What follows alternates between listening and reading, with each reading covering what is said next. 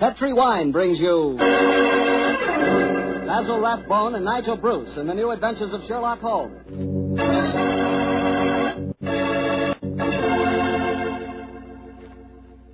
The Petri family, the family that took time to bring you good wine, invites you to listen to Dr. Watson tell us another exciting adventure he shared with his old friend, that master detective, Sherlock Holmes. And if you will, I hope you listen to me for a second, because I want to tell you about a wine that can make waiting for dinner a pleasure. The wine is Petri California Sherry. Any evening, well, let's say tomorrow evening, right before dinner, pour yourself a glass of Petri Sherry. Just look at it. It's clear as crystal and a wonderful deep amber color. One sure sign of a good sherry. And if you need further proof of just how good Petri Sherry really is, taste it. What wine? That Petri Sherry has a flavor that you know comes right from the heart of the grape. And if you like your sherry dry rather than sweet, you'll really like Petri Pale Dry Sherry. There's no doubt about it. Petri Sherry is one of the most delicious before-dinner wines in this swell country of ours. Oh, and say, when you serve Petri Sherry, serve it proudly, because those letters, P-E-T-R-I, on the bottle, spell the proudest name in the history of American wine.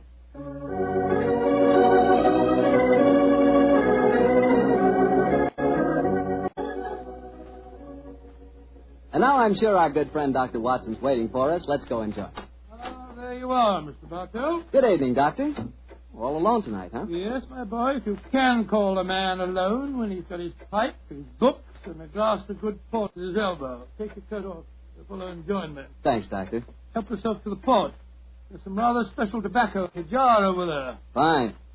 And now, Doctor, are you ready to tell us tonight's new Sherlock Holmes adventure? I am, Mr. Bartell, and I think you'll find it a most unusual story. It began on a winter's night in 1896.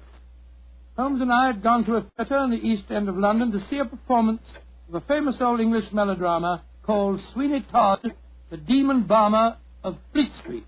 That's a good bloodthirsty title, Doctor. The Demon Barber.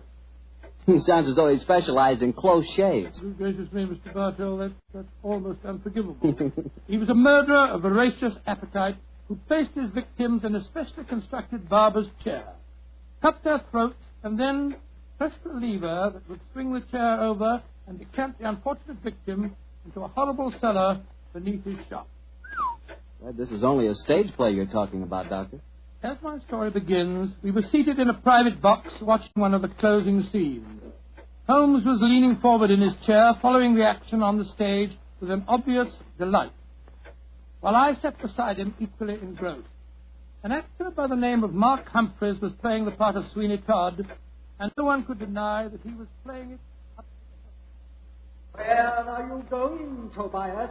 To the nearest magistrate, Sweeney Todd, to denounce you as fiendish, cruel, cold-blooded murder. You have pronounced your doom. Into the chair with you, and over and down into the depths below. Ha, ha, ha, there. Whence comes this apparition? 'Tis the ghost of another customer of mine. The yawning grave yields up his ghastly inmates to prove me guilt. Blood will have blood. He is there. He comes to accuse me of his murder. Oh, save me. 'Twas not I that slew you. Let me leave, or it will kill me. Let me leave. Ah!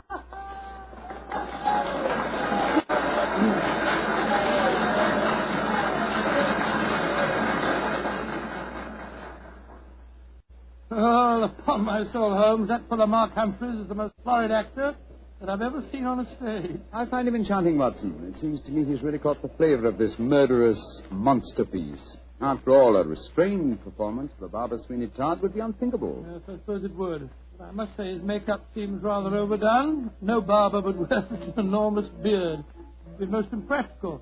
Probably get in the customers' faces. By the way, I noticed from the program that Mark Humphreys, as well as being the principal actor, is also the owner of the company. Yes, the current trend towards the actor-manager is a healthy sign, I think. Come in.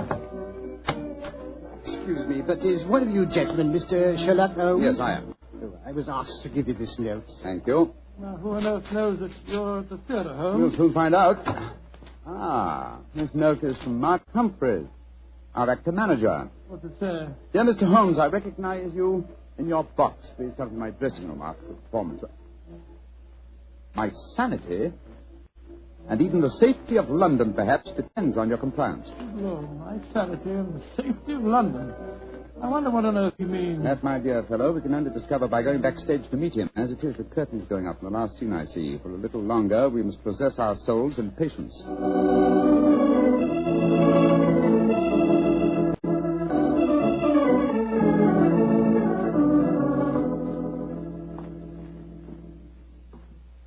Mr. Sherlock Holmes? Yes, sir? Oh, my name is Lindsay. Derek Lindsay. I'm the business manager. Mr. Humphreys asked me to meet you at the stage door and take you to his dressing room. Thank you very much. This is my colleague, Dr. Watson. How do you do? Oh, how are you, Doctor? Will you follow me, please? Excuse me asking, Mr. Lindsay, but surely you must be related to that distinguished actor of some years back, Lytton Lindsay. Oh, he was my father, Mr. Holmes. Ah, indeed. The resemblance is extraordinary. With such a heritage, Mr. Lindsay, you must love the theatre. It'll probably sound like heresy, but I hate it. However, it's the only thing I was trained for, and there's good money to be made in it, sometimes, and money's a thing I both like and want. Oh, Mr. Holmes, I do hope you'll be able to help Mark Humphreys. He certainly needs it. Oh, really? What seems to be his trouble? Well, he'll have to tell you that for himself. But his wife and I think... There's Mrs. Humphreys now. Maria! Maria, this is Mr. Sherlock Holmes and Dr. Watson. Mrs. Mark Humphreys. How do you do? Oh, Mr. Holmes, I'm so grateful that you're going to see Mark. He's in such a dreadful state. There have been times lately when Mr. Lindsay and I have been afraid he's going out of his mind, haven't we, Derek? Indeed we have. We're both dreadfully worried about him. In that case, I hope I can be of service. Which is his dressing room? Number 1, next door to mine. Derek, I think it'll be better if Mr. Holmes and Dr. Watson go in alone. I'm sure Mark will speak more freely if we're not in the room. I think perhaps that is a good idea, Mrs. Humphreys. We'll see you later on. Come on, fellow. That's all right.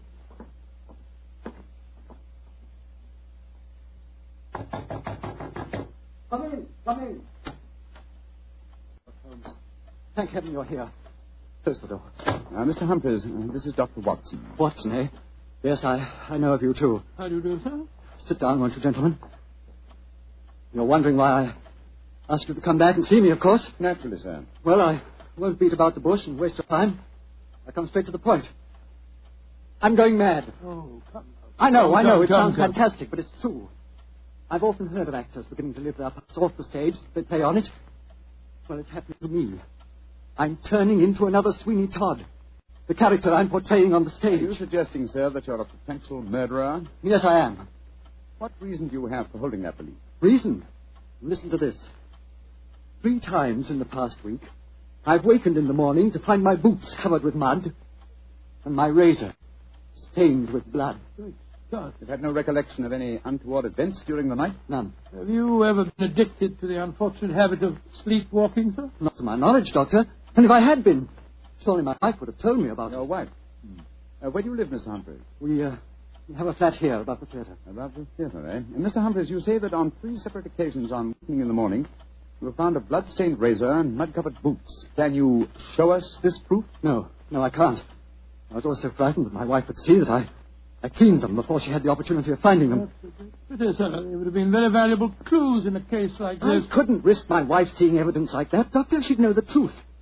But at night times, while she's asleep, some devilish, unconscious urge has overcome me. An urge that causes me to prowl the streets of London. Razor in hand, looking for a victim. Mr. Holmes, you've got to help me. I'm certain that without knowing it, I've been committing murder, and if you don't help me, I'll go on and on. Mr. Humphreys, please. I'll undertake the case. It's a very unique assignment. In effect, I'm being engaged by a possible murderer to prove him guilty.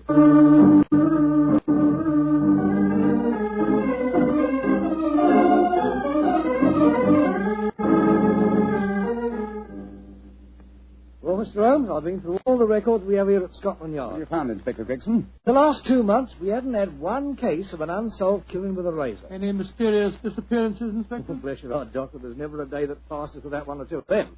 Here's a list of them, Mr. Holmes, if it's any use to you. Thanks. Come on, Watson. This morning we can go back to the theatre and set our friend's mind at rest. I'm much obliged to you, Gregson. Glad to be of service, Mr. Holmes.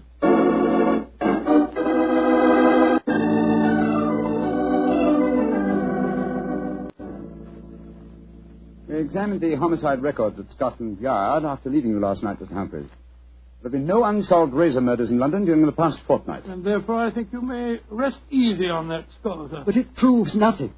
Remember that in the play, Sweeney Todd's victims are never found either. Yes, thanks to his singularly horrible ingenuity in disposing of them. But this is real life, Mr. Humphreys. Then how do you account for the bloodied razors and the muddied boots? Well, now, are you sure that they aren't just in your imagination, sir? You admit that your wife's never seen them? The whole thing could be, or shall we say, an overdose of Sweeney Todd? Well, I admit that I'm suffering from a surfeit of that. And why not drop the play from your repertoire? Our manager, Derek Lindsay, won't let me. He's our best moneymaker. He's always got a keen eye to business. Mr. Holmes, I can see that you still don't believe my story.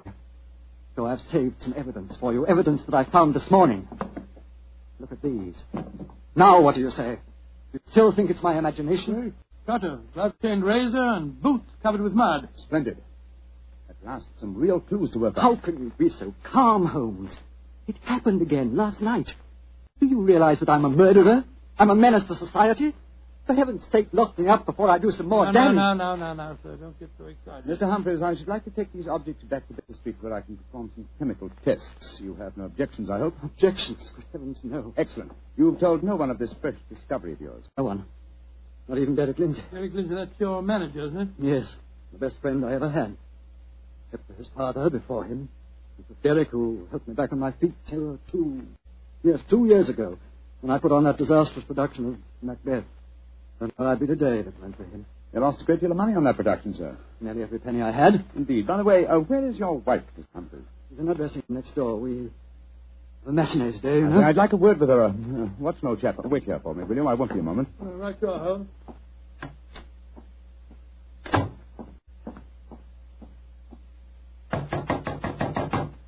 Who is it? Sherlock Holmes.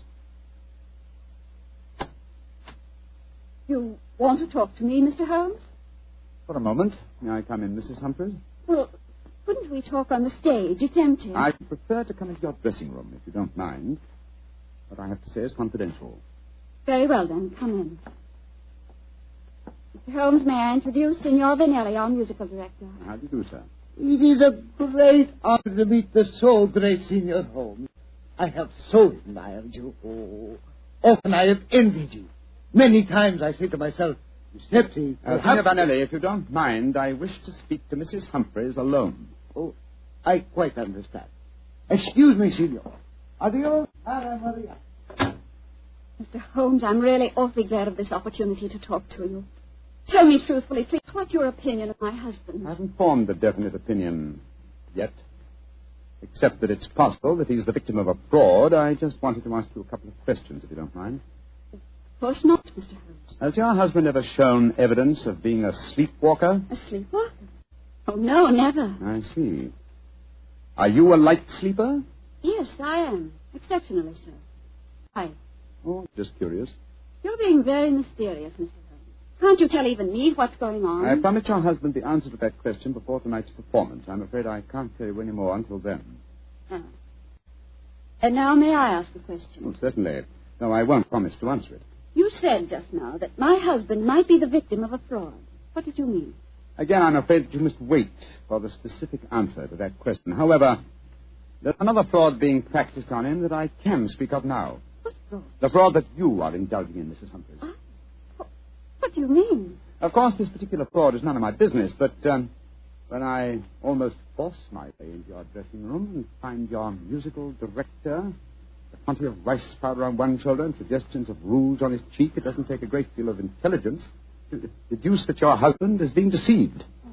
Get out of here at once. That's exactly what I propose doing. Good day to you, madam. No doubt I shall see you later on.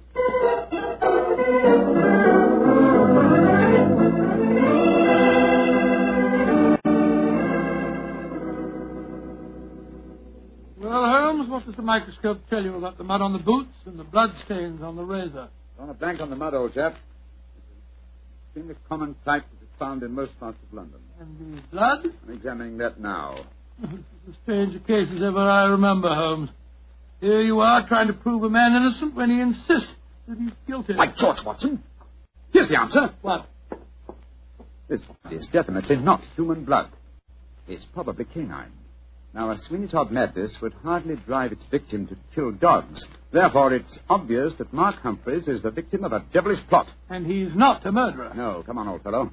Let's go to the theater at once and give him the good news.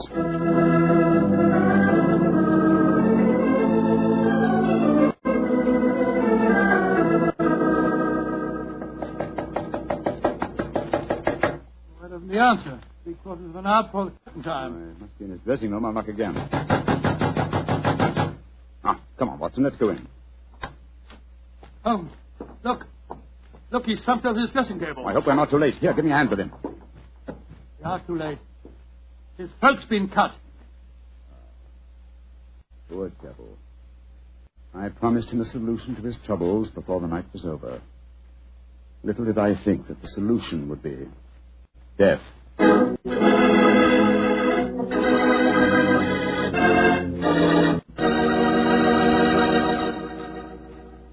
We'll hear the rest of Dr. Watson's story in just a second, so I'm going to ask you if you're one of those people who just eats to live, or whether you really enjoy good food. If you love good eating, you've just got to know about Petri wine. Petri wine makes good food taste wonderful.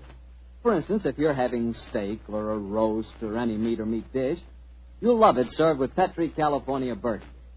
Petri Burgundy is the last word in delicious red wine. Now, with chicken or fish, you can't beat the delicate Petri California Sauterne, a really extraordinary white wine. Just to make sure you don't miss either Petri wine, don't buy one, buy two. Buy both Petri Burgundy and Petri Sauterne. They're both swell because they're both Petri. Well, Dr. Watson, what happened next? Well, Phil, I think I'll pick up the story exactly where I left off.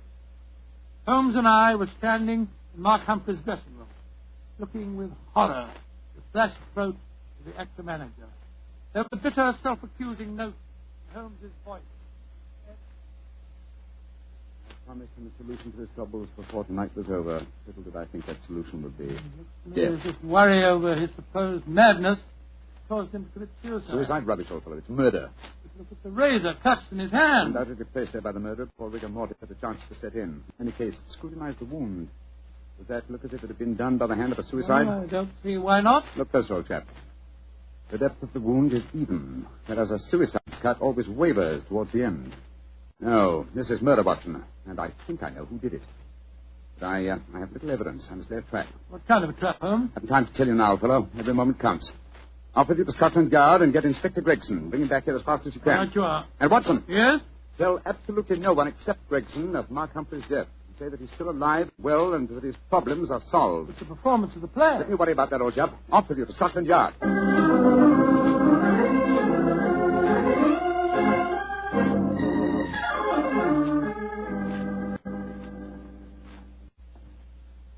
I'm sorry it took so long to find me, Dr. Watson. I was out on another case. No, that's all right, Inspector. The performance, if there is one, must be nearly over by now. Here's the stage door, sir. Yes, here we are. Here, you can't go on this time. Who says I can't? I'm Inspector Gregson of Scotland Yard. Oh, sorry. Performance is going on. I wonder who the devil's playing Sweeney Todd. Come along, let's just stand here in the wing. The wind whistling through this cellar. This is impossible. There's Mark Humphreys on the stage. I saw him with his throat cut. I don't believe in ghosts, Doctor. Great heavens, it's Holmes. Like that. Who's this? It's you, Mr. Summers. Somebody seems to cut your throat. What a pity. No more few pies. Joe Sweeney Todd who cut your throat, dearie, and you'll cut their throats, too. He'll revenge you while you burn down there in hell, dearie. He'll revenge you.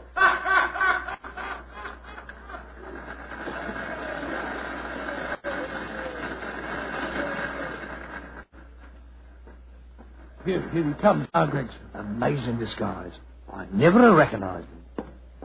You're both here. Holmes, and what are you up to? Surely that's apparent. I've disguised myself as the dead man, hoping to force the murderer's hand. You're running a terrible risk, Mr. Holmes. Proud of my profession, Gregson. Here comes Signor Vanelli, the musical director. My dear fellow, I had to leave the orchestra pit to come and congratulate you.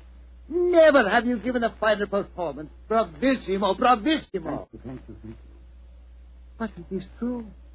You hardly seem the same person. Your performance is incomparable. Keep it up, Mark. Keep it up.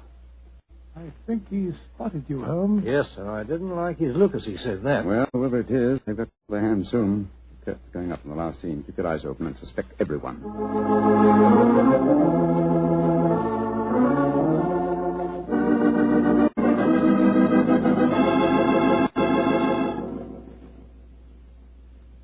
Look, my lord, Judge. He's by your side. Do not disappear. Your ermine robe is stained with blood. Really, Cobb, what dark deed presses on your conscience? Was a dark, foul deed, but heed not what you hear, Lord Judge, nor what you see. Still the figure sits there. I fear it come to this. It is useless to deny my guilt. The very dead rise from their settlements to prove Sweeney Todd a murderer.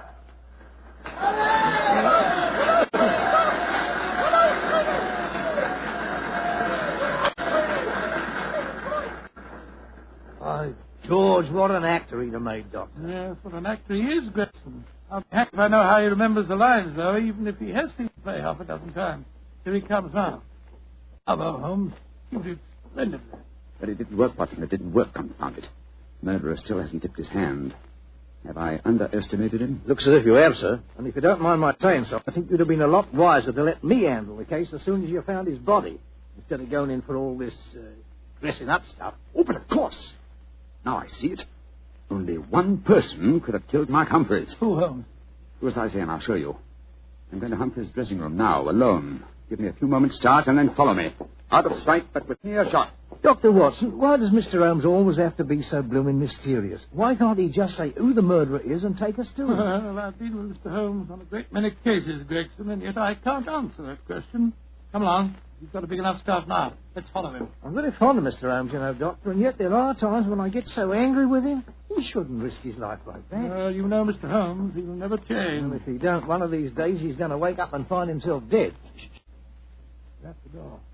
Someone inside with him. You devil, Humphreys! How many times do I have to kill you? Great Scott, it's Derek Lindsay, the business manager. Come on, Gregson. No, Lindsay! You succeeded in killing Humphreys, but you won't kill me. Grab his arm. Look out for that razor. Here, you. Let go of me! No, you don't. Very neat, Gregson. Are you all right, Holmes? Perfectly, thanks, old chap, though I'm a little tired. Gregson, my dear fellow, will you take over from here? I think I've had enough melodrama for one day.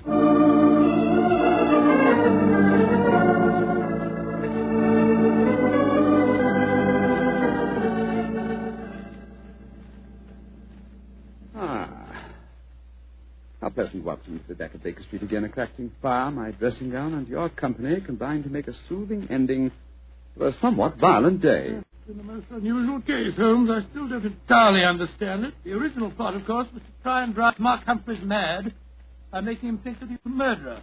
That accounts for the boots and the blood-stained razor. Precisely, my dear fellow. And the killer, having conditioned his victim by this trickery, then murdered him, trying to make it appear a suicide. Now, who had a motive? 3 people. Mrs. Humphreys, her lover, Signor Vanelli, and Derek Lindsay. I must say that I suspected the wife. Well, so did I for a while, and yet it was illogical. She knew, and we may therefore presume that her lover knew, that I was suspicious of her. And she must have known that you promised her husband a solution to his troubles before the night was out. It seems highly improbable that she or Signor Vanelli would have faked his suicide at that point. Quite right, my dear fellow. So I investigated Derek Lindsay's affairs, and I found that what Humphreys had referred to as the kindly act of a friend in helping him back onto his feet was in reality the mortgaging of his entire theatrical effects. Lindsay stood to inherit the theatre on Humphreys' death. Therefore, I was convinced that he was the killer. And then, after he'd murdered him, he saw what he thought to be Mark Humphreys on the stage. Ah, that's where I was slow and stupid, old chap. I couldn't imagine what motive gave the cold, clear nerve to suppress all reactions when he saw his supposed victim revived on the stage. Only at that moment did I realize. And what was the motive that made him hold his hand? The characteristic that ruled his life, Watson. Avarice. A morbid love of money. You see, if he'd attacked me during the performance, he'd have had to refund the money to the audience. His greed conquered all other passions.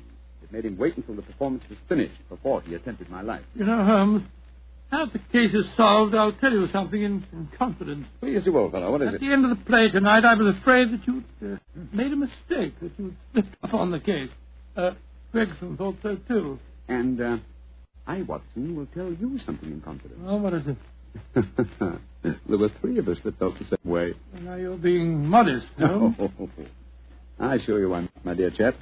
In fact, in the future, if it should strike you that I'm, well, getting a little overconfident of my powers, or perhaps giving less pains to a case than it deserves, kindly whisper Sweeney Todd in my ear, will you? I shall be infinitely obliged to you.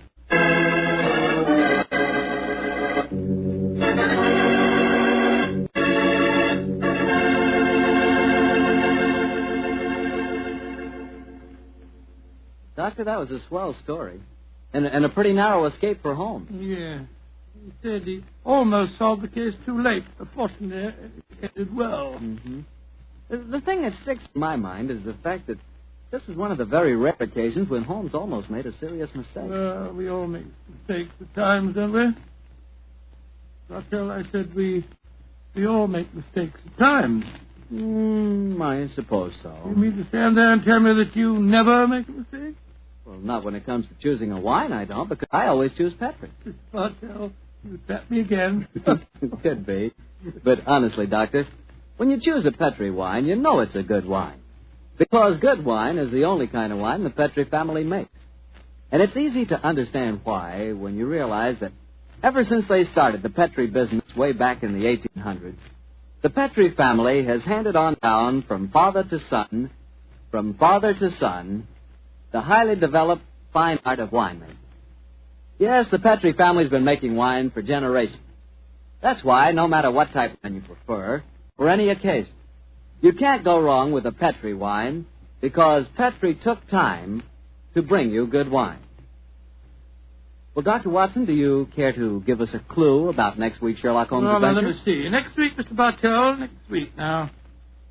Yes, I'm going to tell you a colorful story that took place in the Parisian circus in 1890. It concerns a very important personage, the Lady Bareback Rider, and a strange death. But that warning. Oh, boy, I can't miss that one, Doctor. Good. Well, now, before you go, I want to say something to all our friends. I want you just to think for a minute. Think of how terrible it is to see helpless little children stricken by infantile paralysis. And then realize that infantile paralysis can be beaten. It can be beaten in very many cases. And your money, your dimes, can do it. Join the March of Dimes. Send your dimes to your local March of Dimes headquarters. Let's help little children walk. Let's help them live.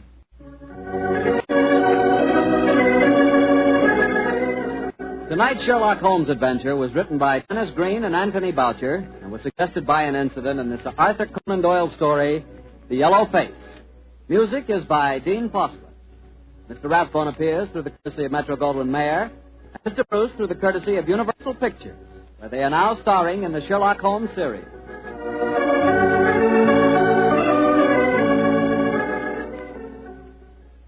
The Petri Wine Company of San Francisco, California, invites you to tune in again next week, same time, same station. Sherlock Holmes comes to you from our Hollywood studio. This is Harry Bartell saying good night for the Petri family. For a solid hour of exciting mystery dramas, listen every Monday on most of these same stations at 8 o'clock to Michael Shayne, followed immediately by Sherlock Holmes. This is the Mutual Broadcasting System.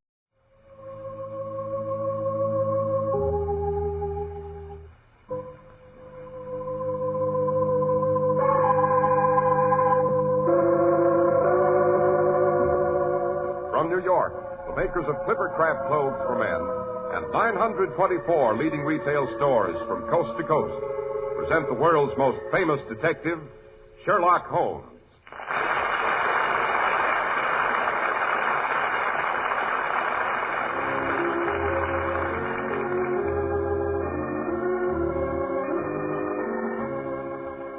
Our stories are based upon the character of Sherlock Holmes, created by Sir Arthur Conan Doyle. Sherlock Holmes is portrayed by John Stanley, Dr. Watson by Alfred Shirley, and the dramatizations are by Edith Meiser. Once again, we find ourselves in front of Dr. Watson's crackling fire. Just a moment, Mr. Harris, just a moment till I put on a fresh pine knot so our listeners can really hear it. Yeah, that's the ticket. Now, go ahead, Mr. Harris. Outside, a cold white autumn mist shrouds the black tree skeletons.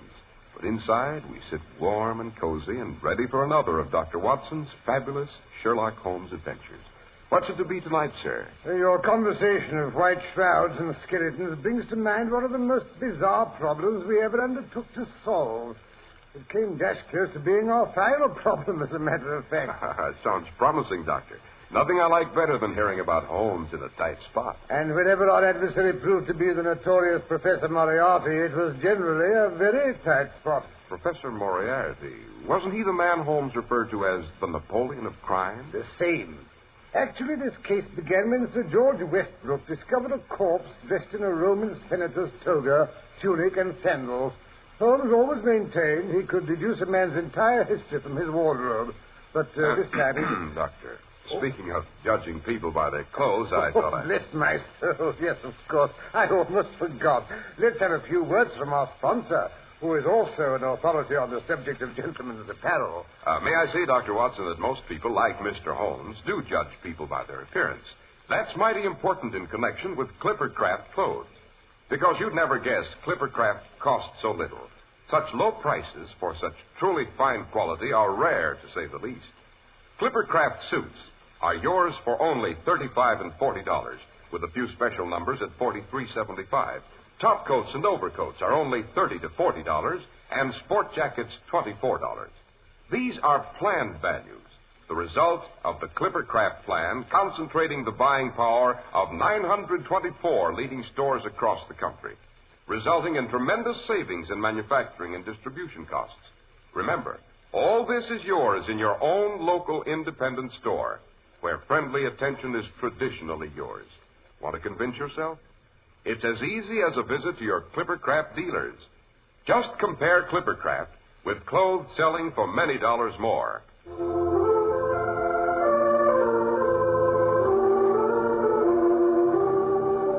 And now, Dr. Watson, to get back to the gentleman in the Roman toga. All right, Mr. Harrison. It all began on a freezing winter morning. My first view of Baker Street presented a dispiriting glimpse of icy sleet falling between the dun-colored houses.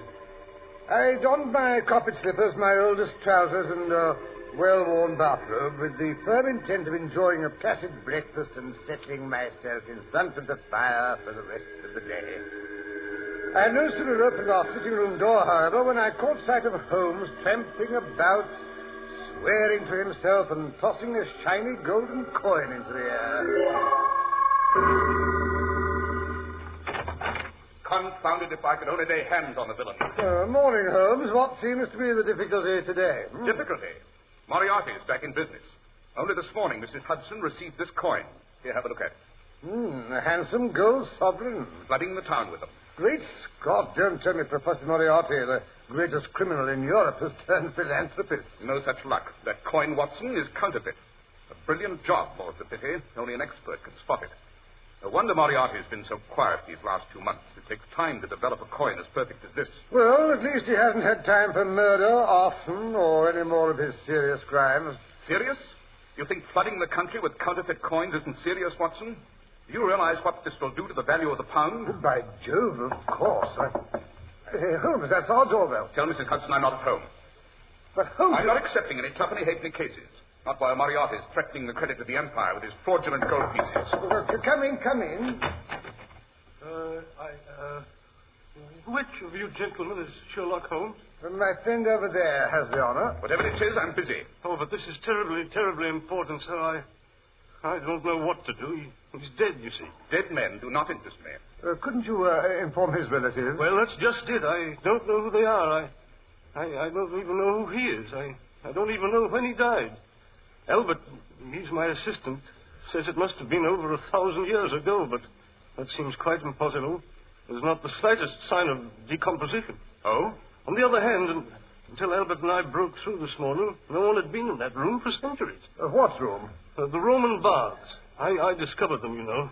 The bricks are undoubtedly ancient Roman. Even the cadaver was clad in a senator's toga. And genuine, I assure you. We found him there in one corner. Now, let's get this straight. You found a fresh corpse dressed in a Roman toga in some Roman ruins that have been buried for centuries. Yes, Mr. Holmes. Watson, what are you waiting for? Bring the gentleman a chair. But you said you were busy. Don't be irrelevant. This sounds interesting. Oh, very well. Well, won't you sit here, Mr. Oh, yeah, I'm sorry. I'm afraid I forgot to introduce myself. Here. Here's my card. Read it for me, Watson. Sir George Westbrook, President L&WA Association. That means London and Wessex Archaeological Association. Of course. I remember hearing the Corporation of London had engaged you to investigate some ancient Roman remains which you discovered in the Billingsgate section. That's right, Mr. Holmes. They're under the basement of the Coal Exchange in Lower Thames Street. Albert and I have been burrowing away down there for over a month. This morning we broke through the final bit of brickwork and emerged into a large subterranean chamber.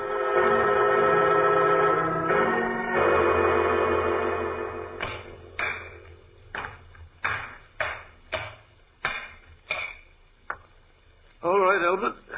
I think the opening's big enough. Yeah, give me the lantern. I'll go through first. Yes, sir.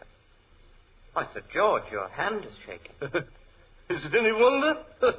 I'm excited, Albert. Unless I'm very much mistaken, we've unearthed some baths that were built by the early Romans. Yes, well, come along.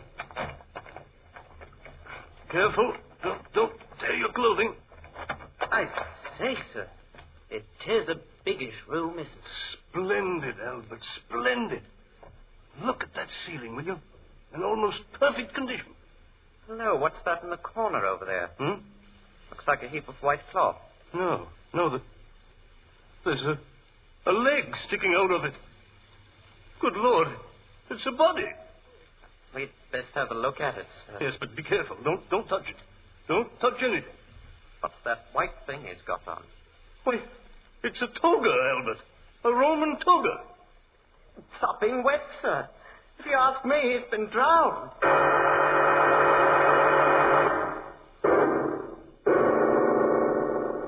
Drowned?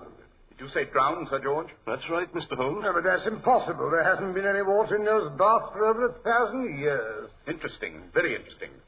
Tell me, Sir George, what was the condition of the air in that chamber when you broke in? Stale, vitiated? No, Mr. Holmes, it was quite fresh. That's curious now that I think of it, because there was no other entrance to the room except the one we'd come through. The doorway to the rest of the baths was filled by a great heap of bricks and rubble. You were unable to identify the corpse? As a matter of fact, we didn't do any further investigating. Albert was quite overcome by the sight of the body. I'm afraid he's never been very strong about such things since the time that mummy disintegrated in his arms while we were working on those pre-Hellenic excavations in Crete. I sent him home and came straight here to consult you. You mean you left no one behind to guard the body? No, Mr. Holmes. What? Where's my hat? Where's my coat? Watson, don't just stand there. There's no time to lose.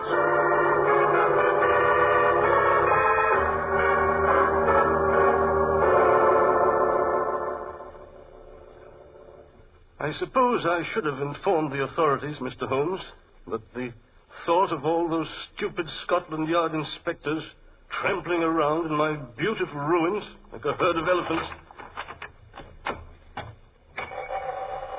I left a couple of dark lanterns burning. Oh, yes, here they are, in this packing case. All right, now, follow me, gentlemen. Why do basements have to be so damp and depressing? Careful there, careful. This is where we started to dig. It's a rather rough tunnel slanting downward. You'll have to bend over, I'm afraid. You're sure that this earth won't cave in on us? No, I don't think so, unless, of course, someone should give it a tremendous push of some sort. It is where we broke through the wall. Well, you'll be interested in this, Mr. Holmes. Notice the masonry. Yes, the bricks are undoubtedly Roman. Let's see, they measure 9.5 inches long by 4.5 inches broad and only 1 3/4 inches thick. Not unlike those of the Roman baths at Roxeter. Except that there the tiles are a mere 1.5 inches thick and measure 16 inches by 12. Oh, really, Holmes? Did we come here to discuss bricks or inspect a body? Never neglect an opportunity to increase your store of knowledge, Watson. And stuff my brain with a lot of useless tittle-tattle, not me. Here's the hole we made in the wall, Mr. Holmes. It's not very large, I'm afraid. Well, I'll go through first and light the way. Now, gentlemen, if you'll follow me. I'll go next, and you can bring up the rear, Watson, with the other lantern. Now then, Watson, alley oop. Don't be in such a rush. Here, take the lantern. It's tight squeeze, you know. Hello, I think I'm stuck. If you'll pull his other arm, Sir George. Right. Oh, phew, glad to get out of that. I told you should go on a diet, Watson. Oh, just because you're satisfied to look like a walking skeleton, you... Hello, this is a gloomy-looking spot. More like a tomb than the sort of place one thinks of as an elegant Roman bathing establishment. Yes, it certainly is more like a tomb at present, complete with the remains of the deceased. Although how he was able to insinuate himself into this chamber... Yes, quite.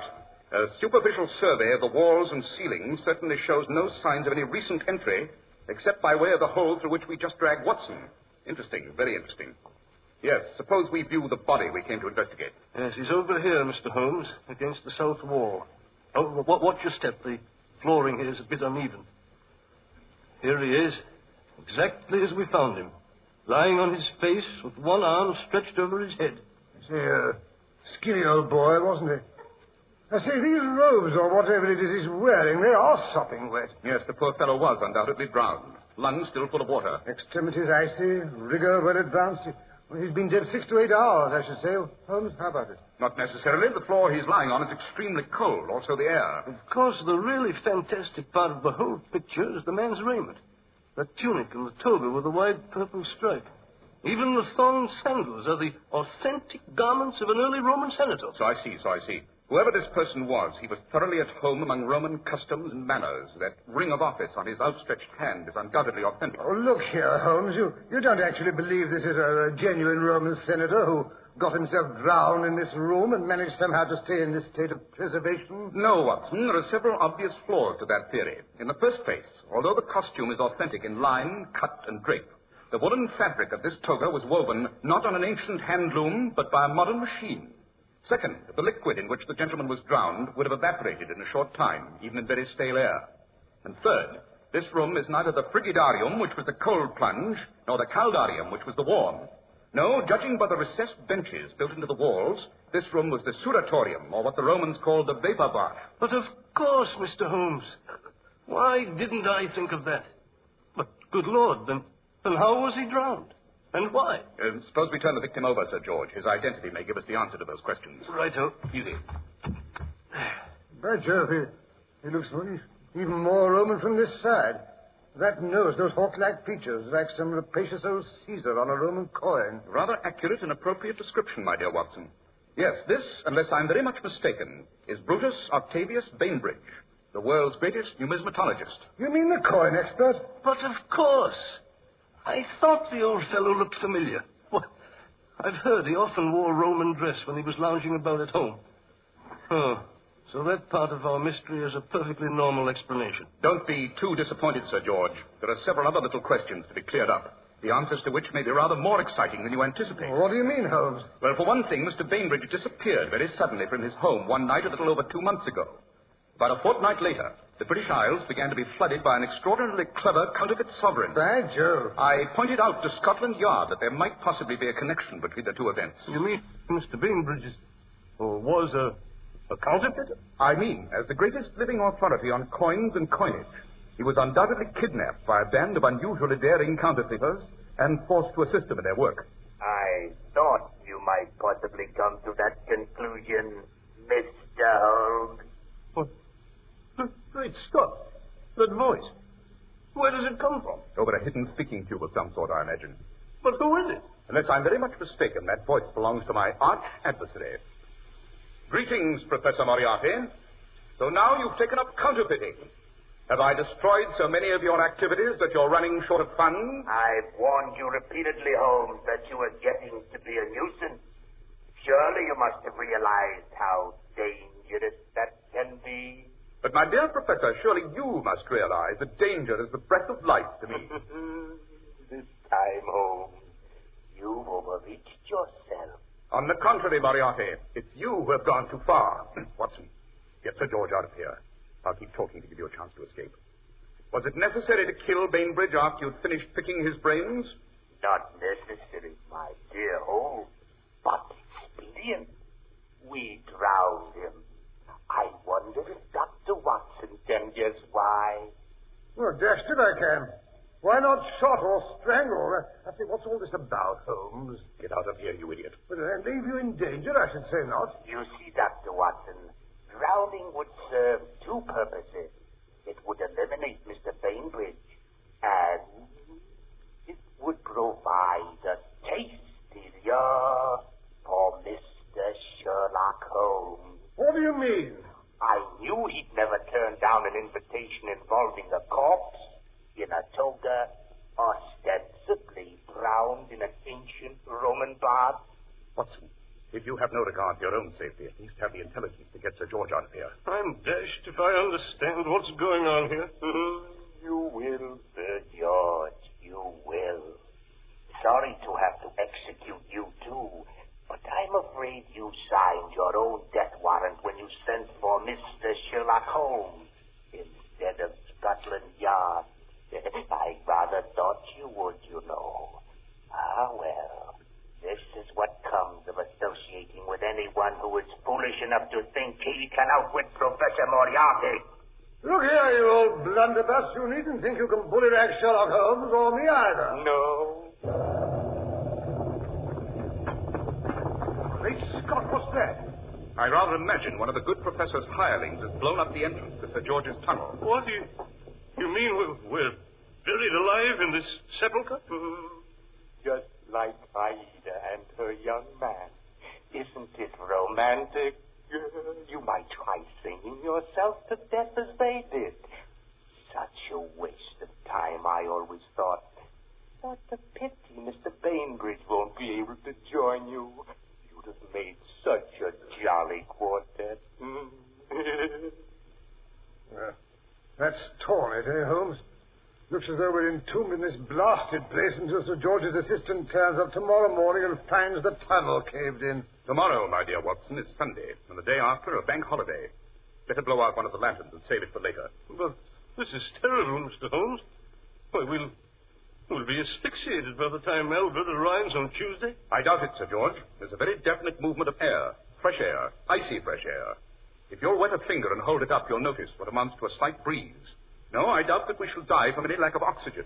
We may very well perish, however, from cold and exposure. Doesn't take long to freeze to death in this temperature. Oh, you needn't be so confounded cheerful about it, Holmes. Don't interrupt, Watson. As I was saying, we may very well expire unless we can discover how Mr. Bainbridge's body was brought into this room. What good will that do? Any passageway large enough to permit the entrance of this corpse will also serve as an exit for Sir George and myself.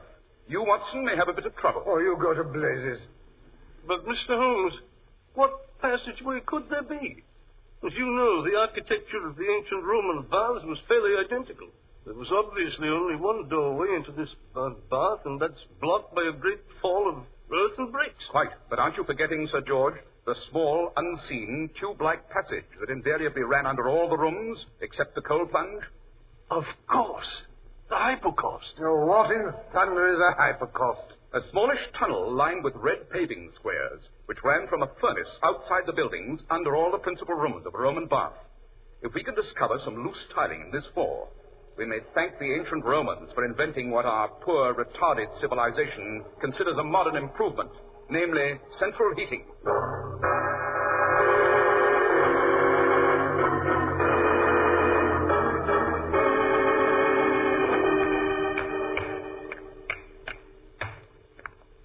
It's discouraging. I've dug up 24 spots.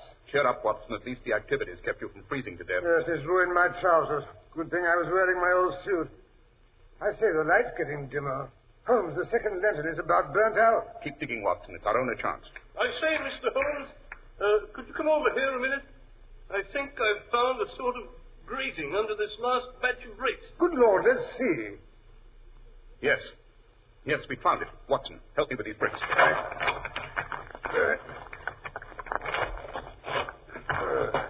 There. Watson, bring the lantern. Right-o. Here they are. Now then, let's see. There's black down there, isn't it? Correct me if I'm wrong, Sir George. We are now in the vapor room. The blocked-up entrance over there leads to the hot bath. That would put the coal plunge on our left. No good going in that direction. When we go down into the tunnel, we should turn right to get out. Quite correct, Mr. Holmes. I'll go first. Give me the lantern, Watson. It's flickering, Holmes. It's gone out. Very well, then. We'll have to crawl our way out in the dark.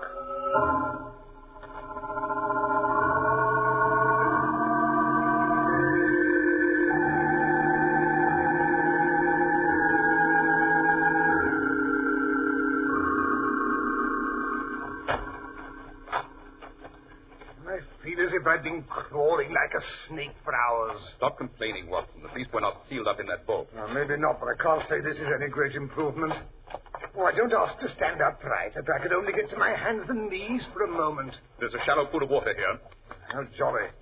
I could use a bath, only I'd just as soon not have ice water, you know. Save your breath. How are you getting along, Sir George? I'll manage. Oh, what? Now what? Something went over my hand. Probably a sewer rat. Delightful. Maybe we could take it home for a pet. Quiet, Watson. I think we've reached the end of the tunnel. Yes. It opens out. You mean I can finally get up off my stomach? Yes, give me your hand. Oh. I think my back is permanently bent. Hello? There are some steps here. Steps going up. And the door at the top. It's open a slit. Yeah. There's a light. Well, there must be another entrance at ground level. Yes. Follow me and be very quiet.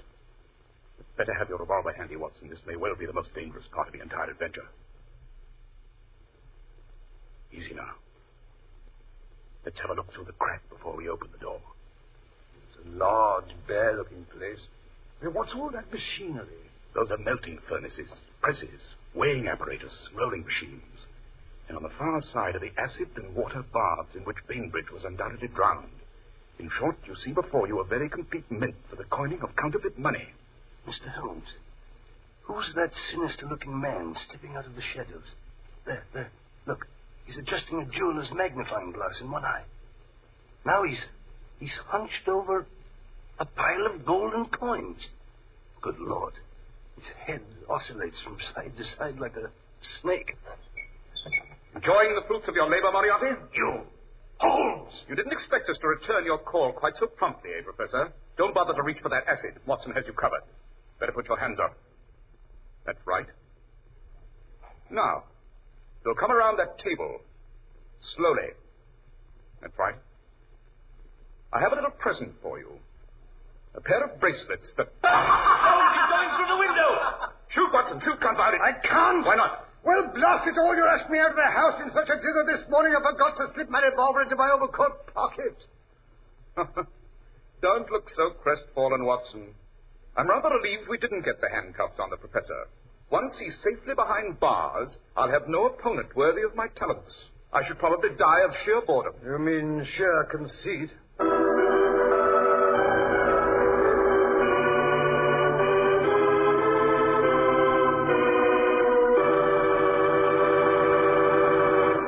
That was quite a story, Dr. Watson. There's always plenty of action when Professor Moriarty's around. How true, Mr. Harris, how true.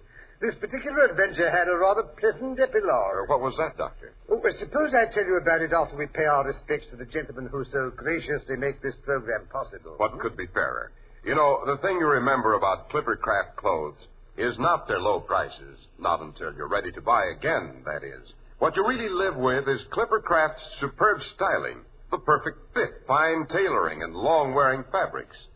No one would dream your Clippercraft suit had cost only $35 or $40, or $43.75 for a few special numbers, or that your top coat or overcoat had cost only $30 to $40, or your sport jacket $24. No, these exceptional values are made possible by the unique Clippercraft plan, concentrating the buying power of 924 leading stores across America, bringing these fine clothes to you in a pleasant atmosphere where you get friendly personal attention. Selling beautifully tailored, expensive clothes at inexpensive low prices at the nation's finest stores is the great big idea behind the Clippercraft plan. That's why men who know insist on Clippercraft clothes. So be sure to visit the Clippercraft store in your city. The leading stores in the metropolitan area that bring you Clippercraft clothes are Saks 34th, Broadway at 34th Street, Manhattan, Abraham and Straus, Brooklyn, the Boulevard Men's Shop, Kresge, Newark, New Jersey, and the B&B Clothes Shop, 16408 Jamaica Avenue, Jamaica. These great, courteous, and friendly stores are proud to add their names to that of Clippercraft in the label of your suit, top coat, sports jacket, and overcoat.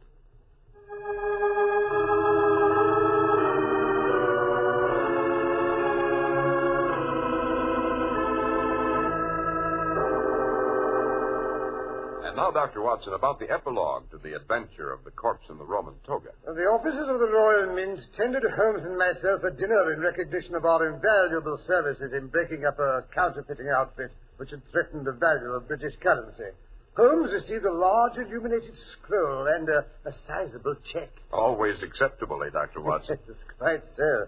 I was presented with the priceless Roman ring of office, which we had found on the dead man's finger, and a magnificent copy of Vitruvius de Architectura.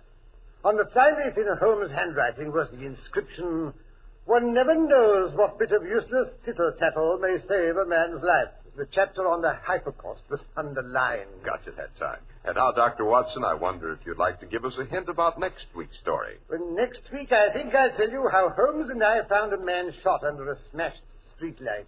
All the evidence pointed in one direction, but the victim had been shot at point-blank range, and there was only one wound, but we heard two shots. Holmes always referred to it as the case of the well-staged murder.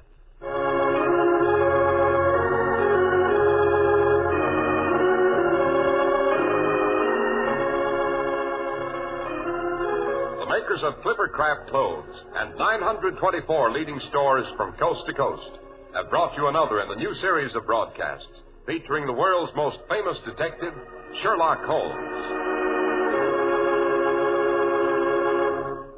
Sherlock Holmes is produced and directed by Basil Lochran, with special music by Albert Berman.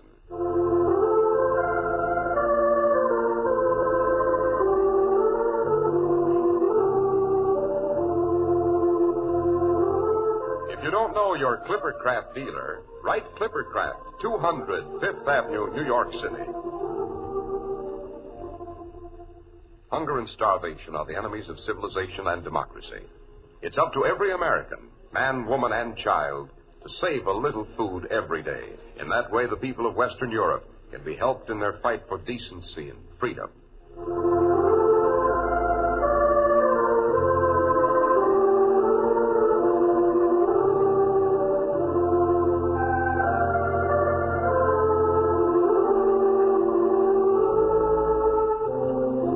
Be sure to listen next week to Sherlock Holmes in the case of the well-staged murder.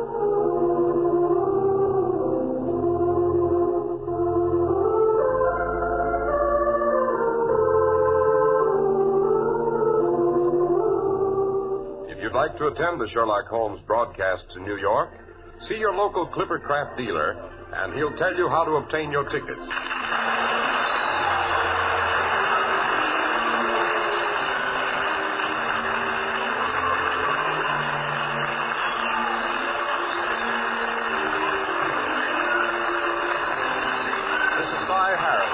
For Clippercraft Clothes.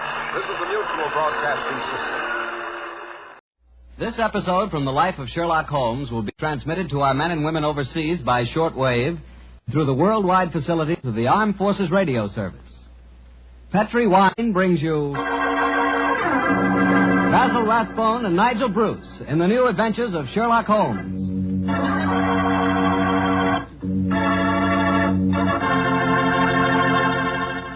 The Petri family, the family that took time to bring you good wine, invites you to listen to Dr. Watson tell us another exciting adventure he shared with his good friend, that master detective, Sherlock Holmes. And if you ask me, the best way to listen to that story is to do it with a glass of port wine right handy. Petri California Port. No kidding, that Petri Port is just swell for any time good friends get together to talk things over. You couldn't ask for a more delicious wine. Why, just looking at the deep, rich red color of that Petri Port tells you that here's a wine with a flavor that comes right from the heart of sun-ripened grapes. If you haven't ever tried Petri Port, why not get a bottle and have a glass after dinner tomorrow night? It's a perfect after-dinner wine, you know. And share that port with your family and your friends. And don't forget, when you serve Petri Port, you can serve it proudly.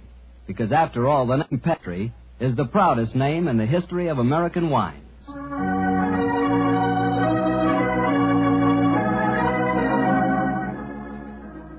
And now let's keep our weekly appointment. Good evening, Dr. Watson. Good evening, Mr. Bartell. Draw up a chair. Thank you. That's it. By the way, do you know what date it is? November 5th, isn't it? That's right. In England, it's known as Guy Fawkes Day. Have you ever heard of it? It's something to do with a gunpowder plot, isn't it? Yes, Mr. Bartell, it is. And as Sherlock Holmes and I had a very unusual adventure on the 5th of November many years ago, it seems appropriate that I should tell you about it tonight. But before I begin, I think it might help you to appreciate the true flavor of the story if I tell you a little about the origin and the customs of Guy Fawkes Day. It's a swell idea, Dr. Watson. Well, my boy, on November the 5th, 1605, exactly 340 years ago today, King James I was about to attend the opening of Parliament when a plot was discovered to blow up the House of Lords during the ceremony. And the chief conspirator was Guy Fawkes, I suppose? Yes, he was. He was captured in a vault immediately below the House of Lords, a vault full of barrels of gunpowder. Of course, he and his fellow conspirators were executed. And ever since then, November the 5th has been known as Guy Fawkes Day. Well, how's it celebrated, Doctor? Well, it's a great time for the youngsters, Mr. Bartell. They black their faces, throng the streets, begging for pennies, and build bonfires in which to burn effigies of Guy Fawkes. These effigies are life-size dummies, stuffed with straw and dressed in old clothes. The children parade them in the streets chanting rhymes. Well, now, let me see. Pleased to remember the 5th of November. Guy Fawkes Guy, hit him in the eye. The kids must have quite a time. Sort of like Halloween, huh, Doctor? Yes, not unlike it, my boy. Well, now that I've told you something about the customs of Guy Fawkes Day, I'll get on with my story.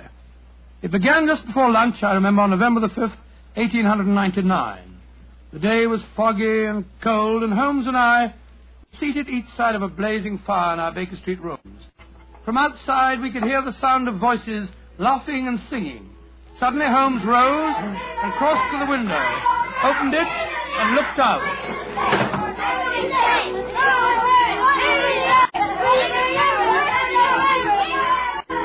Then he turned to me and spoke.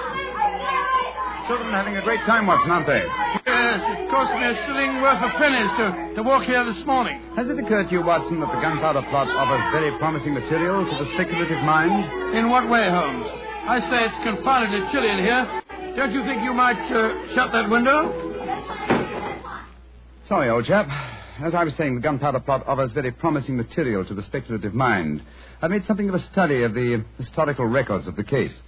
There is more than a little evidence to suggest that King James was never in any real danger. Never in any danger? Well, what makes you say that?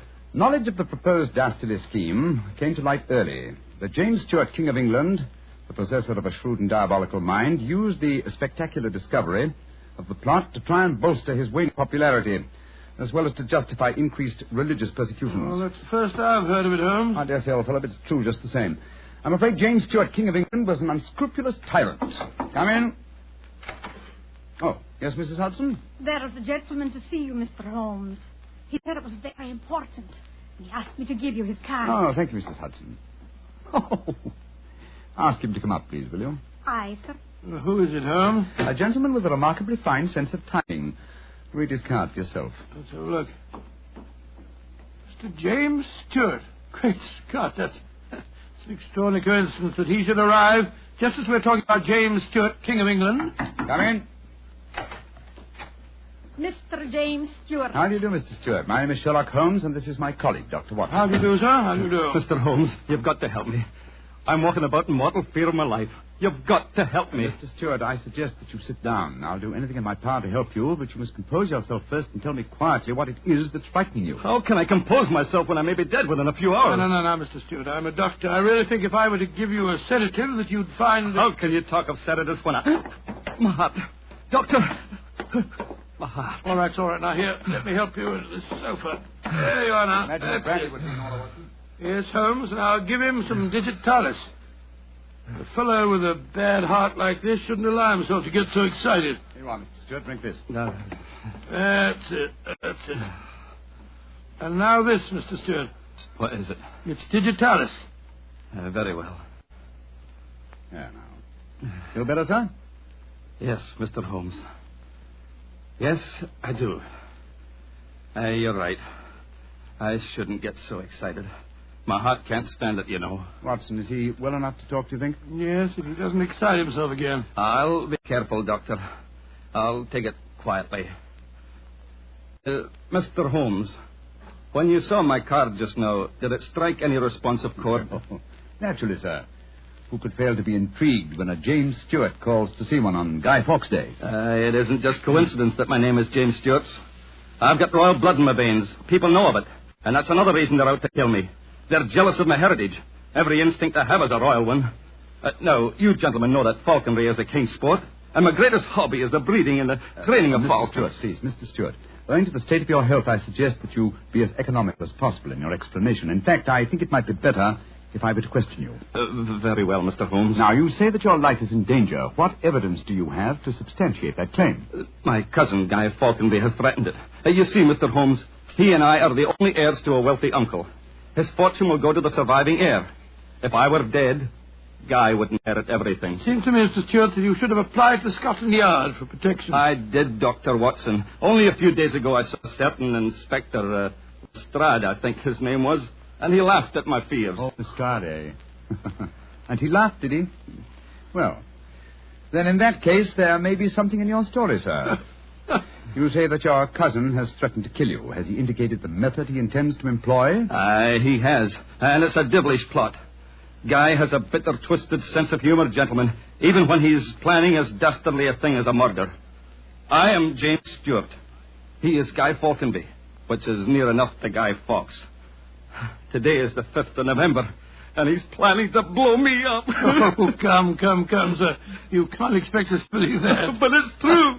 He warned me. And the celebrations that are going on in the streets of London today would make a rare cloak for his activities. I must confess, Mr. Stewart, that I find your story most unconvincing. All your evidence appears to depend on conversations held between you and this cousin of yours. You have no facts, sir, to substantiate your claims. But I have. Then please let us hear them. I live at 23 Cavendish Square. A week ago, the house next door to me was let to a new tenant. Almost immediately, workmen became very active there. They were digging in the cellars, Mr. Holmes. I could hear the sounds of picks and shovels through the walls. Digging in the cellars? That does sound significant, doesn't it, Holmes? Extremely. Did you observe any other activities of the workmen, Mr. Stewart? Mr. Holmes. Vans have been delivering large packing cases to the basement during the last 2 days. Mm-hmm. I know what's in them, too. It's gunpowder. I tell you, they're planning to blow me up today. No. Steady. You mustn't excite yourself again. What shall I do, Mr. Holmes? I think, sir, it would be better for you to rest here for a while and then go to a nearby hotel. I would suggest the Shaftesbury. And wait there until you hear from us. And where are you gentlemen going? Watson and I, after donning suitable disguises, will visit the house adjoining yours in Cavendish Square. I think an examination of the cellar there might prove most illuminating.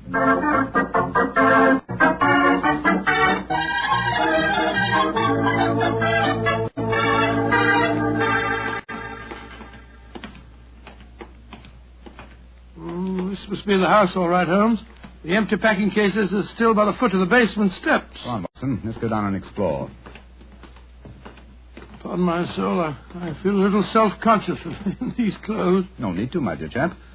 You look a most authentic inspector of plumbing. What? If anyone challenges us, you'd better let me do the talking, though. I think my accent might be a little more convincing.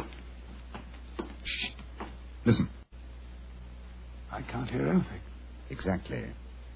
Then we may reasonably assume that either the workmen are observing the Guy Fawkes holiday or that their work is done. Come on, let's try this door. It's unlocked. Yes. Oh, this is too easy, Watson. We must be prepared for a trap. Come on. I've got my revolver handy if there's any trouble. I don't use it until I tell you to. Remember, we're supposed to be plumbing inspectors. It's pitch black in here. I can't see a thing. Strike a match. See if you can find a gas jet. Strike a match when the cellar may be full of gunpowder? Don't take the risk, old chap. Oh, here's a gas jet. I'll light it. That's better. Now we can see a little. Uh-huh. I think the workmen have completed their job. See that new wood forming a crude door in the corner over there? Where does it lead to, do you suppose? Let's find out.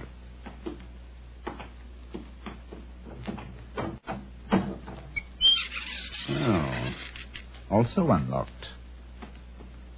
here's a miner's lantern, waiting conveniently for us on this ledge. Oh, this is ridiculously easy. No, I'm sure it's a trap. I like the lantern. Great Scott, it's a tunnel. Yes, it's a tunnel leading into Mr. Stewart's house next door. Let's explore it.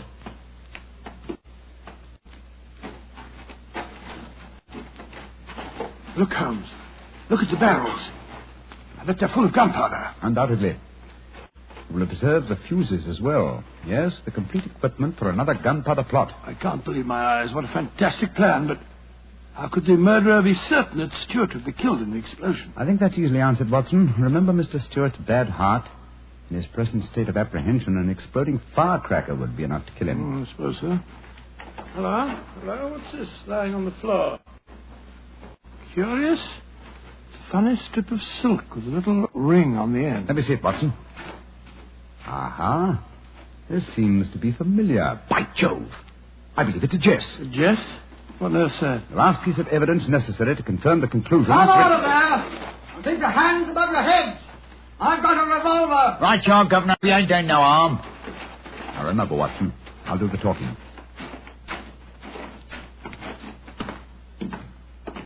Come on! Out you come! Well, well. You're a comical-looking pair. What are you doing in there? Me and my mate got a message to come over here and see to the plumbing, mister. Plumbers, eh? Do you have any identification? Yes, sir. Here's my badge. We're inspectors for the London County Council. Oh, that's all right, my man. I saw the basement door open, and I thought burglars might be here. You're the owner of this house, sir? Yes, but my agent let it recently to some tenants who've been behaving rather queerly, I'm told. So I came round here to see what was happening. If you're the owner, sir, perhaps you can give me some facts for me records. Not fill me records, you know. What do you want to know? Well, your name, please, sir. Falconby. Guy Falconby. Look here. Alfie, hold your nose. What did he say? Nothing, sir, nothing. He's got bad hiccups. I've had him for months now. Can't stop him. Alfie, here, give me a pencil, will you? Thank you, Alf. Now, sir, your name is Guy Falconby. What's the name of the tenant this house is let to? There are three of them. Oh, you know their names, sir? Got to have them for me records, you see. Yes, the names are Winter, Rokewood, and Kane. Oh, yes. Winter, Rokewood, and Keynes. That's right, sir. Sounds as if they might be a firm of solicitors, don't they, sir? Well, perhaps they are. I haven't met them. Just one more question, sir, and then I needn't bother you no more. Well, what is it? My religion or my grandmother's maiden name? No, sir. No, nothing like that. I just wondered who lived in the house next door on that side. We've had a complaint from there, too. Their pipes is bunged up. My cousin lives there. His name's James Stewart. Mr. James Stewart, eh? I'm much obliged, sir. Me and my mate will be going next door. Come on, Alfie. I'm not surprised his pipes are bunged up, as you so graphically put it. He's a great one for practical jokes about the house. As a matter of fact, he's planning one of them tonight. Well, that's no concern of yours. By the way, my man, what's your name? Nibbit, sir. Tom Nibbit. Come on, Alfie. We've got work to do.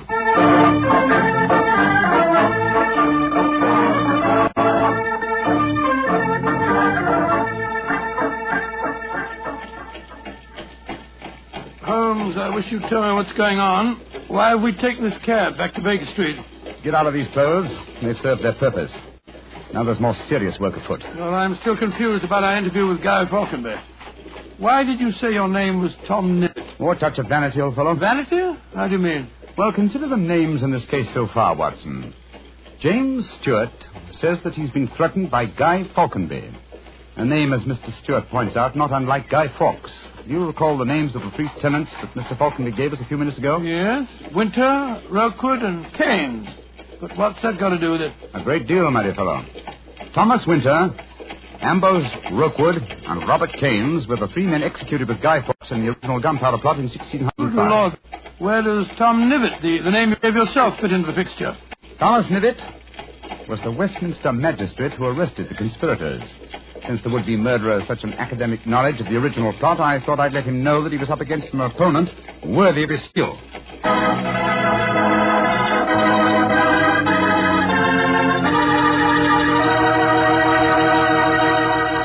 We'll hear the rest of Dr. Watson's story in just a few seconds.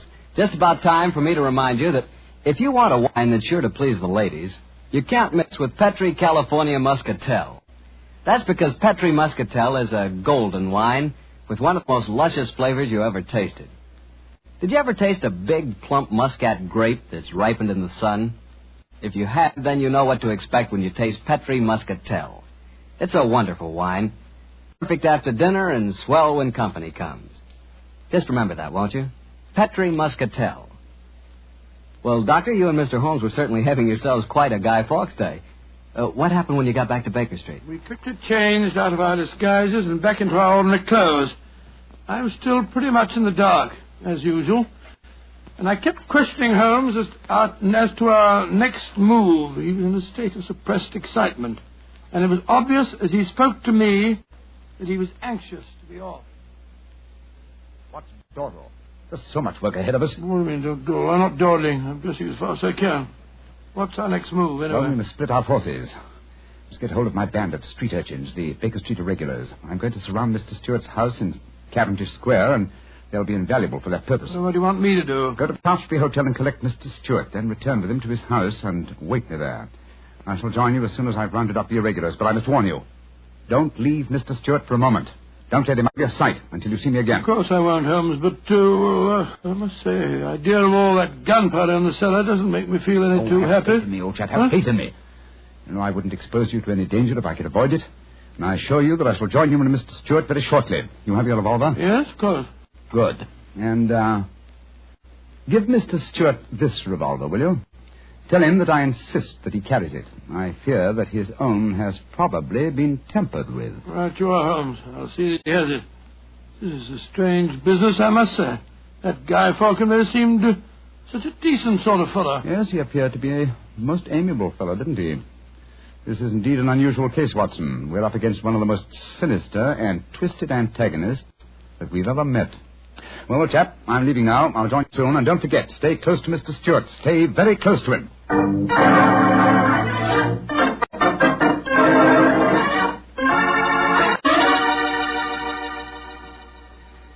Dr. Watson, I wish your friend were here. No, don't get so excited, Mr. Stewart.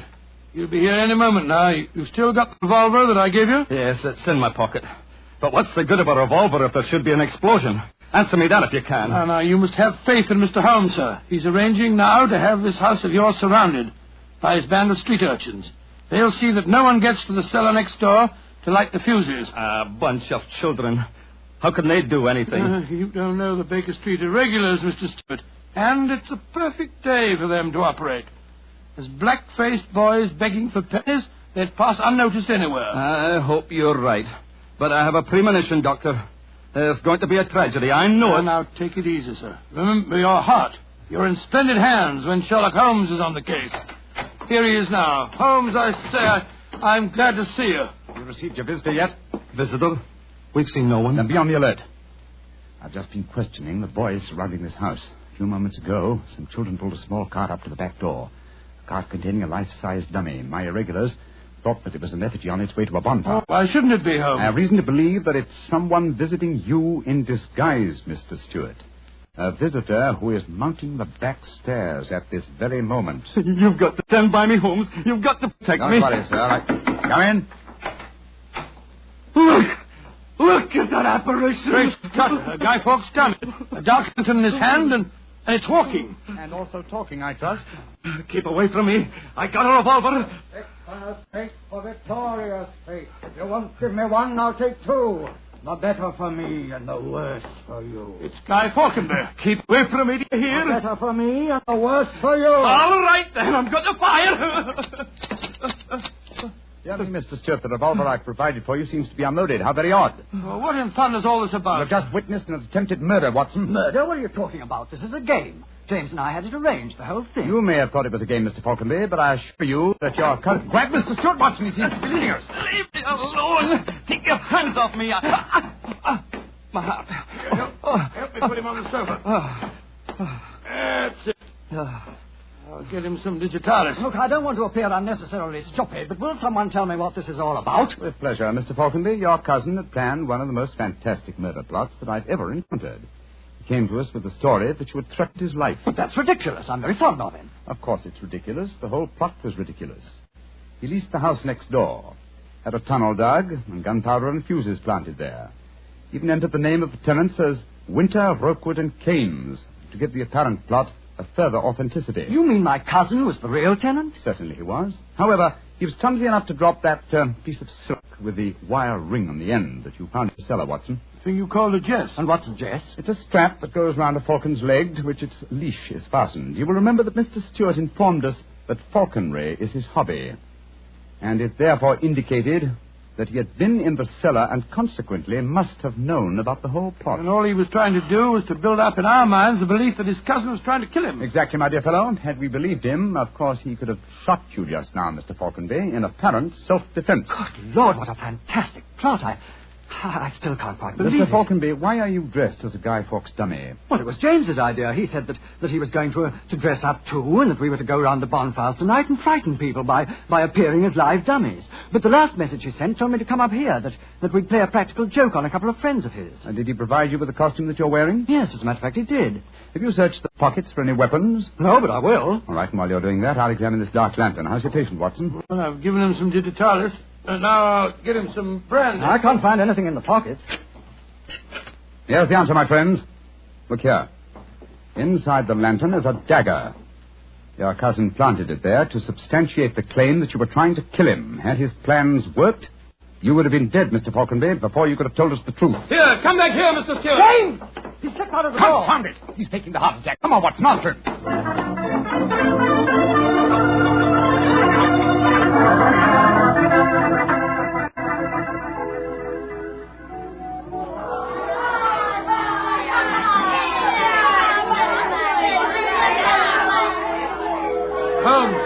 Holmes, where are you? Out of the way, please. Blimey. Here comes the Lord Mayor of London, chums. Excuse me, please. I'm trying to find a friend of mine. Most important. Holmes, where are you? Get out here, Watson. I hear you calling me. Out of the way, please. I'm coming, Holmes. Why don't you send the postcard? You got away from me in the crowd. I'm afraid Mr. Stewart got away from us. Well, we'll never find him in this mark. Not Walford. He's a dangerous man. There's no knowing what he may do. Where are the irregulars? There's Wiggins. Wiggins? Hello, Mr. Holmes. Wiggins. Dr. Watson. Did you see a man run out of that house a few minutes ago? No, Governor. Perhaps Charlie did. Hey, Charlie, come over here a minute. It's Mr. Holmes. All right.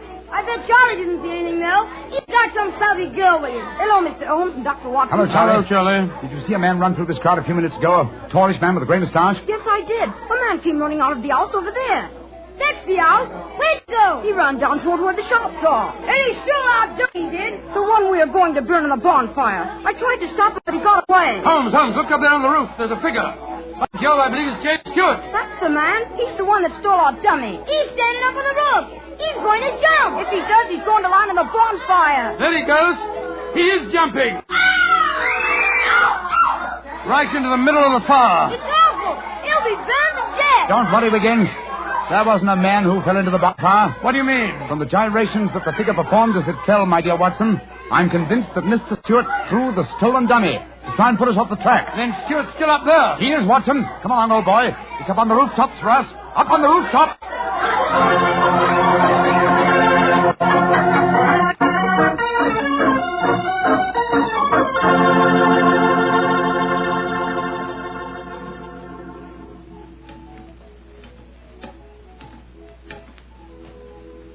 Here, Watson. Let me help you up.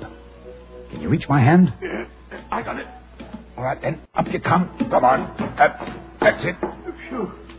Seems to me that fire escapes must be designed for giants. Keep your eyes skinned, old fellow. Stewart's a dangerous man. Might be hiding behind those chimney stacks. Come on. Upon my soul, this is a strange place to be on Guy Fawkes night. Yes, a comprehensive case, Watson. Starts in a cellar and ends on a rooftop. Look, Holmes. By the parapet there. The crumpled body of Mr. Stewart. Looks to me as if it... Yeah. He's dead, Holmes. Well, it's not surprising. The effort of carrying the dummy up here and throwing it, combined with his own state of excitement, were too much for him. Well, frankly, I can't say that I'm sorry. No, he planned the murder. If it hadn't been for you, he would have succeeded. An extraordinary case, Holmes. Yes, old chap, and one that should long make us remember the 5th of November. By Jove, yes. Please to remember the 5th of November. Gunpowder treason and plot. I see no reason why gunpowder treason should ever be forgotten.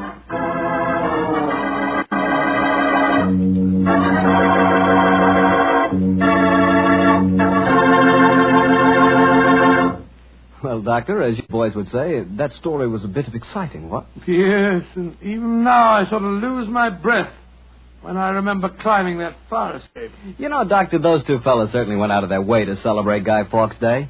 Now, take me. When I got a little celebrating to do, I like to do it quietly. Some friends, a glass of port. Yeah, Petri port, of course. What else? Leave it to you. No matter what the occasion is, you can somehow make it a perfect occasion for Petri wine. How do you do it, old fellow?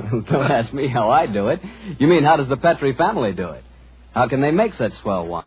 Well, the answer is experience. The Petri family has been making fine wine for generations. And ever since they first established the Petri business way back in the 1800s, they've handed on down from father to son, the fine art of turning luscious, sun-ripened California grapes into fragrant, delicious wine. That's why when you want a wine for any occasion, before dinner, with your meals, or after dinner, you can't go wrong with a Petri wine, because Petri took time to bring you good wine.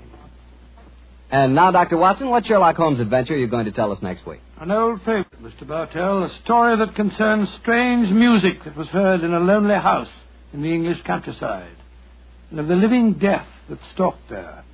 I call it The Adventure of the Speckled Band.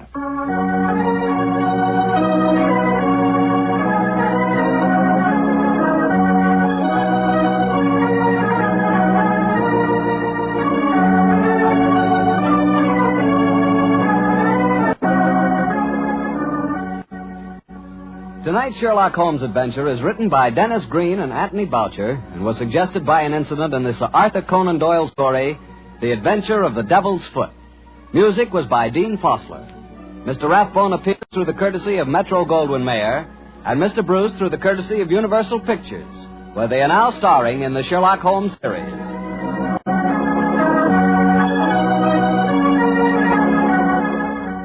The Petri Wine Company of San Francisco, California, invite you to tune in again next week, same time, same station.